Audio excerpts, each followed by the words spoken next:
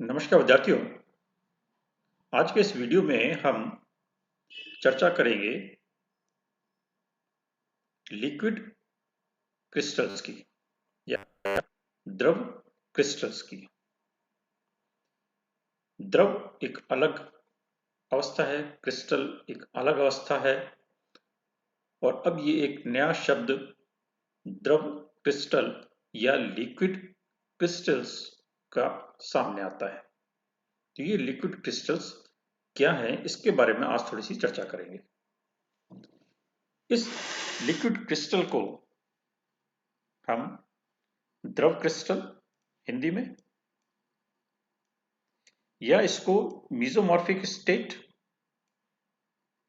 मीजोमॉर्फिक अवस्था या मध्य आकृतिक अवस्था, इन नामों से इसको हम जानते हैं। लिक्विड क्रिस्टल अधिक उपयोग में लाया जाता है, कॉमन शब्द है। तो सामान्य रूप से यदि आप देखें, जानते हैं कि जब हम किसी ठोस को गर्म करते हैं तब क्या होता है, द्रव अवस्था प्राप्त होती है। ठीक है, गलनांक बिंदु पर, जिससे हम गलन कहते हैं या गलनांक कहते हैं।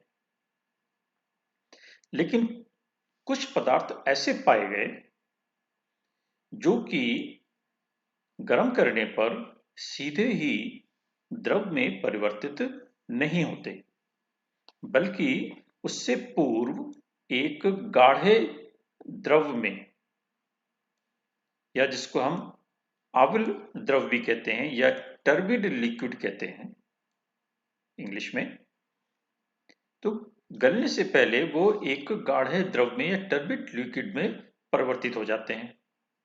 और जब इसको थोड़ा सा और गर्म करते हैं तब वह स्वच्छ द्रव में परिवर्तित होते हैं।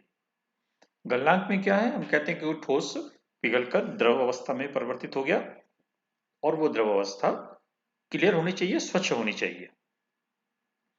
ये सामान्य प्रक्रिया है। लेकिन कुछ पदार्थ, सारे नहीं, कुछ पदार्थ ऐसे पाए गए, कुछ कंपाउंड्स ऐसे पाए गए जिनमें, जो कि ठोस थे लेकिन गर्म करने पर द्रव अवस्था सीधे प्राप्त नहीं हुई, बल्कि एक पहले बीच में अन्य अवस्था, जिसको कि हम आविल द्रव या गाढ़ा द्रव या टर्बिड लिक्विड कह सकते हैं, वो पाई गई। अर्थात ठोस अवस्था, इसको गर्म करने पर बीच में एक ये द्रव क्रिस्टल की अवस्था या मीजोमॉर्फिक स्टेट, और इसको जब हम गर्म करते हैं तब वो लिक्विड में परिवर्तित हुआ, और लिक्विड से आगे गर्म करते हैं तो वो गैस में परिवर्तित होता है। तो ये सॉलिड, लिक्विड और गैस, ये तीन तो हम अवस्थाएं पहले ही पढ़ चुके हैं। तो इस ठोस और द्रव के बीच में एक मीजोमॉर्फिक स्टेट की अवस्था कुछ कंपाउंड्स में और पाई गई। उल्टा चले तो गैस को यदि हम ठंडा करें तो लिक्विड बदलेगा, लिक्विड को और ठंडा करें तो वो मीजोमॉर्फिक स्टेट आती है, और फिर उसके बाद वो ठोस अवस्था में परिवर्तित होता है। तो चाहे हम इस डायरेक्शन में जाएं और चाहे हम इसको ठंडा करके पीछे के डायरेक्शन में आए, उन विशेष पदार्थों में हमको मीजोमॉर्फिक स्टेट मिलती है। तो ये जो एक इंटरमीडिएट स्टेट है बीच में, ठीक है, जिसका मध्यवर्ती अवस्था कहते हैं, इसे ही हम द्रव क्रिस्टल के रूप में जानते हैं या मध्य आकृतिक अवस्था के रूप में जानते हैं। इस अवस्था में कुछ गुणधर्म तो क्रिस्टलीय ठोस की तरह होते हैं और कुछ द्रव की तरह होते हैं, और इसीलिए इनको द्रव क्रिस्टल या लिक्विड क्रिस्टल्स कहा जाता है। ठीक है, कोई इसका ये कोई संतोषजनक शब्द नहीं है, लेकिन फिर भी चलन में इसको हम लिक्विड क्रिस्टल कह देते हैं, क्योंकि ये क्रिस्टल नहीं है, तो ये द्रव का ही एक हिस्सा है। लेकिन प्रचलन में द्रव क्रिस्टल शब्द अधिक है। इनफैक्ट ये मीजोमॉर्फिक स्टेट है या मध्य आकृतिक अवस्था है। ठीक है, इसको तो हम क्रिस्टलीय द्रव या कहीं कहीं इसको विषमदैशिक द्रव या पैराक्रिस्टल या सैक्रिस्टल, कई नामों से इसको हम देख सकते हैं लिखा हुआ। तो ये एक डायग्राम फेज डायग्राम कहलाता है। ये अगर आपने कहीं पढ़ा हो, ये जल के लिए है, ठीक है। ये ठोस की अवस्था, ये लिक्विड की अवस्था और ये गैस की अवस्था, ये एक कर्व है और ये यहाँ पर एक ट्रिपल पॉइंट है। तो तापमान, ये टेम्परेचर है। यदि हम यहाँ पर हैं और यहाँ से सीधे तापमान बढ़ाते हैं तो क्या होगा कि ये सॉलिड से गैस में कन्वर्ट होगा। और यदि हम यहाँ कहीं पर हैं और तापमान बढ़ाते हैं तो सॉलिड से हम पहले तो लिक्विड अवस्था में पहुंचते हैं और फिर लिक्विड से गैस अवस्था में पहुंचते हैं। तो ये जो ट्रिपल पॉइंट है, इस ट्रिपल पॉइंट से ऊपर यदि हम हैं और जल ट्रिपल पॉइंट से ऊपर रहता है, या ये कह लीजिए कि ट्रिपल पॉइंट समान अवस्था से नीचे है, इसीलिए जब हम उसको गर्म करते हैं तब सॉलिड से लिक्विड और लिक्विड से गैस में परिवर्तित होता है। ये भी एक यहाँ पर पॉइंट नोट करने की है, यदि किसी पदार्थ का ट्रिपल पॉइंट ऊपर है, सामान्य जो टेम्परेचर और प्रेशर है या सामान्य अवस्था है जिस पर कि हम लोग हैं, क्या मान के चलते हैं, 1 एटमॉस्फेरिक प्रेशर और 25 डिग्री सेंटीग्रेड ताप, नॉर्मल टेम्परेचर एंड प्रेशर।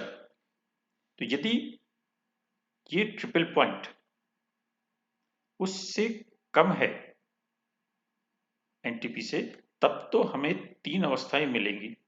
लेकिन अगर ट्रिपल पॉइंट ऊपर है तो ऐसी स्थिति में उस पदार्थ को गर्म करने पर लिक्विड अवस्था नहीं मिलेगी, बल्कि सॉलिड अवस्था सीधे ही गैस अवस्था में परिवर्तित हो जाती है, जिसको हम ऊर्ध्वपातन या सब्लिमेशन भी कहते हैं।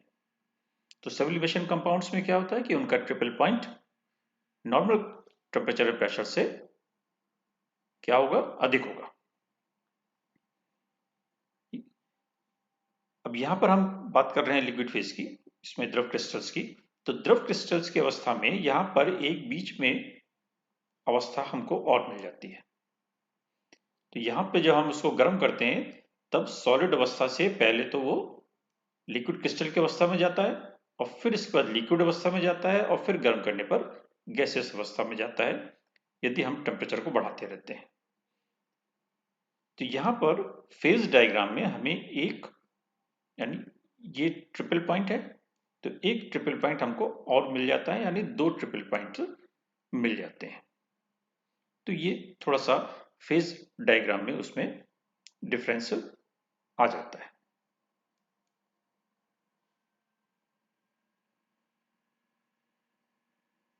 ठीक है। तो ये जो प्रभाव है, ये लिक्विड क्रिस्टल वाला या ये जो इफेक्ट है, ये सबसे पहले एक कंपाउंड कोलेस्ट्रियल बेंजोएट में देखा गया, जिसका फॉर्मूला है C6H5COO C27H45। इस कंपाउंड में इस प्रभाव को सबसे पहले देखा गया।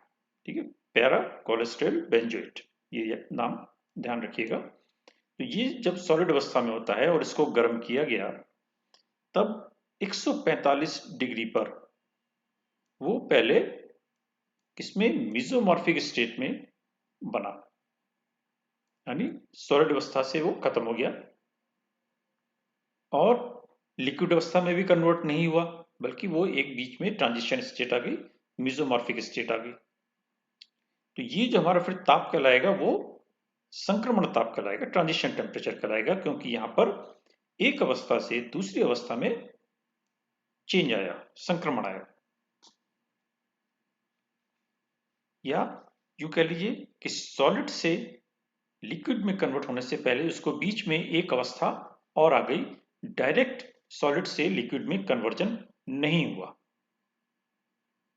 तो यदि एक अवस्था से दूसरी अवस्था में जाने पर हमको बीच में कोई और अवस्था आ जाती है तो उसको हम ट्रांजिशन स्टेट कहते हैं। तो उसी तरीके से यहां पर भी सॉलिड से लिक्विड, लिक्विड कब बनता है? ये बना 178 डिग्री सेंटीग्रेड पर। तो 145 डिग्री सेंटीग्रेड पर तो ये मेसोमॉर्फिक स्टेट में परिवर्तित हुआ, और 178 डिग्री सेंटीग्रेड पर वो लिक्विड में परिवर्तित हो गया। तो यदि हम उसको गलनांक कहेंगे तो वो होगा 178। लेकिन द्रव में परिवर्तित होने से पहले बीच में 145 डिग्री सेंटीग्रेड पर वो एक दूसरी स्टेट, मेसोमॉर्फिक स्टेट में आ जाता है। तो ये हमारा 145 डिग्री इसका ट्रांजिशन टेम्परेचर कहलाएगा, या ये अवस्था जो बीच वाली है इसको हम ट्रांजिशन स्टेट कह सकते हैं।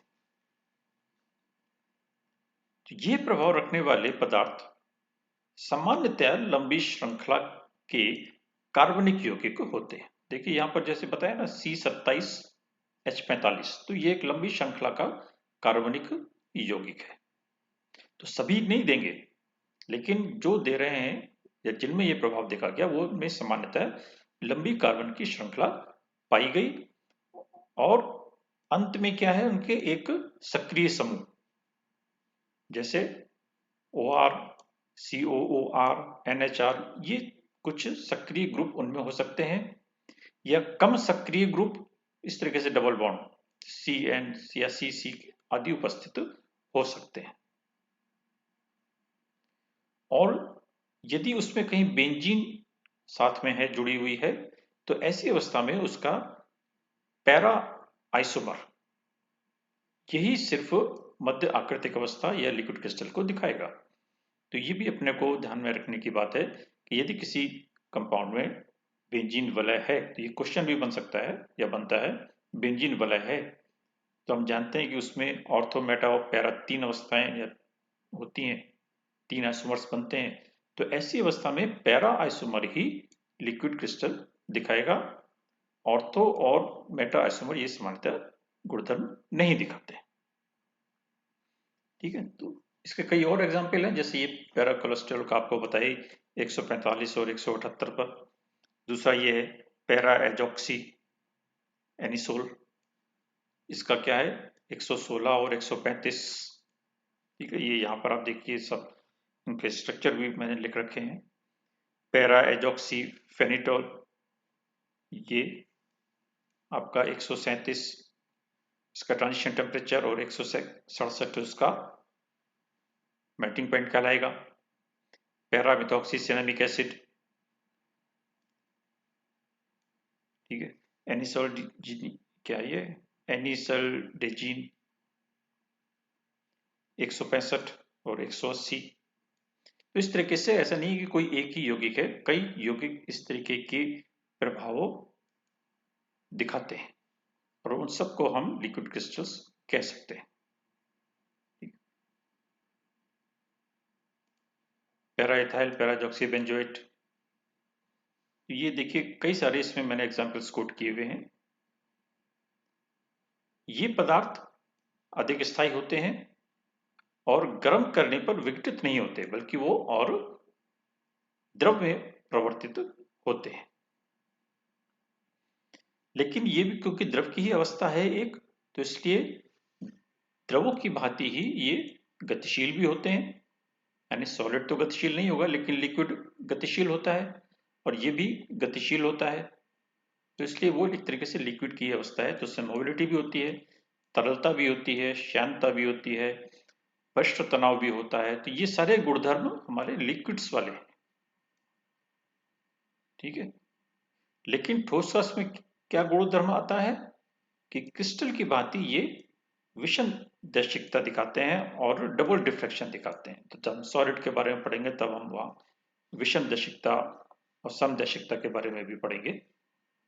तो कुछ गुणधर्म उसके सॉलिड के हैं, और कुछ गुणधर्म या कह लीजिए कि अधिकतर गुणधर्म द्रवों के हैं। तो इसलिए ऐसी स्थिति में हम इसको द्रव क्रिस्टल या लिक्विड क्रिस्टल्स कह लेते हैं।